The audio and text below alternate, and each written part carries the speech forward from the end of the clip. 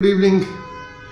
मुझे बात करनी है आप लोगों से metabolic dysfunction associated liver steatotic disease, जिसे आप लोग फैटी लीवर के कॉमन नाम से जानते हैं। इसे पहले non alcoholic steatotic hepatitis NASH या non alcoholic fatty liver disease भी बोलते थे।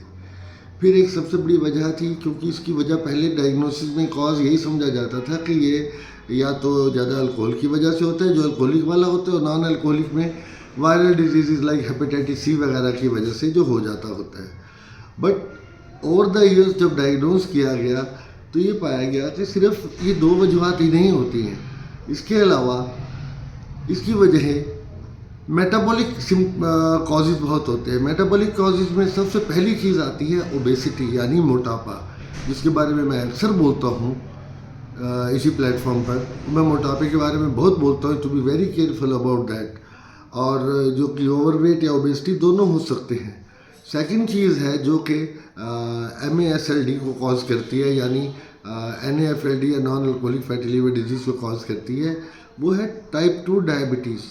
जितना ज़्यादा डायबिटिक लोग होते हैं उनके अंदर इसके होने का रिस्क कई गुना होता है नॉन डायबिटिक के मुकाबले।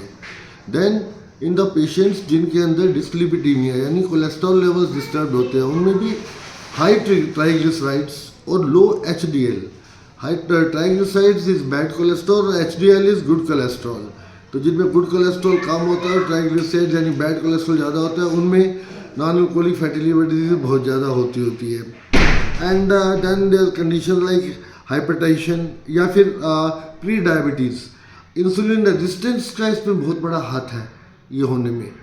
और इसका डायग्नोसिस के अंदर ज़रूरी है, सबसे पहली चीज़ तो अल्ट्रासाउंड देखते हैं आप। बट अल्ट्रासाउंड में डॉक्टर्स बहुत वेग डायग्नोसिस देते हैं और लिख देंगे fatty liver grade 1, grade 2, grade 3।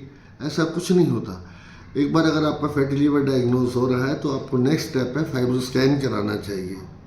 Fibroscan में अगर आपका स्कोर ज़्यादा आ रहा है मोर देन 7, तो फिर आपको FIB4 एक नॉन इन्वेजिव टेस्ट होता है, जिसके अंदर कोई इन्वेजन नहीं करना, सिर्फ एक ब्लड सैंपल लेते हैं, आपका लीवर एंजाइम्स SGOT, SGPT, एज, इनको ले और साथ में प्लेटलेट काउंट। इन चार चीज़ों के बेस पे FIB4 काउंट होता है, जिसकी वैल्यू अगर 1.45 से कम है और तब तो बिल्कुल सेफ है, कोई प्रॉब्लम नहीं है।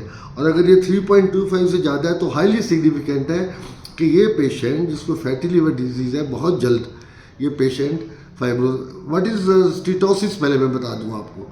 जो पहली चीज़ जो डायग्नोस करते हैं, जिसके बेस पे फैटी लीवर डिजीज़ कहते हैं अल्ट्रासाउंड में, स्टीटोसिस होता है fat deposition in the liver cells, hepatocytes में जो फैट जमा हो जाती है और बैलूनिंग हो जाती है लिवर सेल्स की। वो लिवर सेल्स डिस्ट्रॉय होके फाइब्रोज्ड यानी सिकुड़ जाते हैं, धागे बन जाते हैं उनके। सो पहली चीज़ स्टीटोसिस, दूसरी फाइब्रोसिस। उसके बाद फर्दर आगे जाके क्या होता है, अगर कंट्रोल तब तक भी ना हो तो सिरोसिस। और सिरोसिस के बाद it's very common to have hepatocellular carcinoma यानी कि लिवर कैंसर। ये वजूहात है। अब इसके पीछे मेटाबॉलिक एसोसिएशन जब से पता चली है, इसका नाम MASLD हुआ है, तो इसके ऊपर जब वर्क किया गया तो पाया गया कि ये बहुत बड़ी वजह है, सबसे ज़्यादा पाई जाती है अर्बन एरियाज़ में, यानी कि बिग सिटीज़ में, जहाँ लाइफस्टाइल लोगों का बड़ा कंफर्टेबल हो गया है। वो they take more of calories, home food order कर देते हैं, उन्होंने अपने रूम में अपने चेयर टेबल से, अपने बेड से हिलना नहीं है, TV व्यूइंग एक्सेसिव या mobile viewing excessive, non active या सीडेंट्री लाइफस्टाइल जिसे कहते हैं, बैठे रहना, लेटे रहना, पड़े रहना, एक्सरसाइज ना करना और हाई कैलोरी डाइट खाना। That goes to leading to MASLD। ये बहुत बड़ी वजह है। और अब इसमें अलार्मिंग फैक्टर क्या है कि almost 1/3 of the world is suffering from this.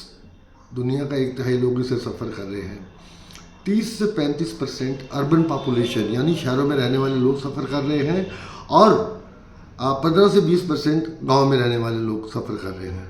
जबकि ये क्राइटेरिया भी कम है, बिकॉज मैं I practice in an agriculture area में, पिछले 11 साल से एग्रीकल्चर एरिया में हूँ। तो मैंने यहाँ देखा, यहाँ भी लोगों का लाइफस्टाइल कोई दिल्ली या बिग सिटी के हिसाब से कम सेडेंट्री नहीं है।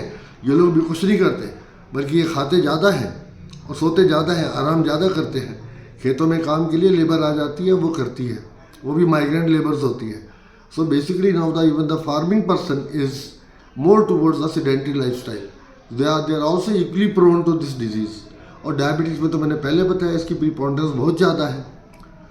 तो डायबिटीज़ का एक्सीलेंट कंट्रोल करना और इसके अंदर टाइम से स्क्रीनिंग कराना. स्क्रीनिंग में और नए मेथड्स भी आ गए. एमआरआई से भी होता है फाइब्रोस्कैन के बाद. पर फाइब्रोस्कैन तो एक बेसिक इन्वेस्टिगेशन है जो आपको जरूर कराना चाहिए अगर आपका फैटी लिवर डायग्नोज हुआ है. और उसके बाद FIB-4 स्कोरिंग करानी चाहिए. ये सब आता है. तो इसके बाद आगे आएगा next step is prevention and treatment, जो मैं आपको परसों बताता हूँ. कल तो संडे है. Even I will take an off. Till then keep smiling, have small meals, walk more. आज 1 किलोमीटर एक्स्ट्रा चलिए. कल और दिन छुट्टी का दिन है. Go outside to play games. कुछ ग्रुप एक्टिविटीज़ करिए, मोबिलिटी करिए. बैठकर इकट्ठे पार्टी करने की जगह पर खेलिए, घूमिए, इन्वॉल्व होइए अपने आप को. और अपना लाइफस्टाइल एक्टिव लाइफस्टाइल करिए, सेडेंटरी लाइफस्टाइल की तरह की जगह पे. Right. That's all I expect and I request you to do. All the best. Good night. Take care.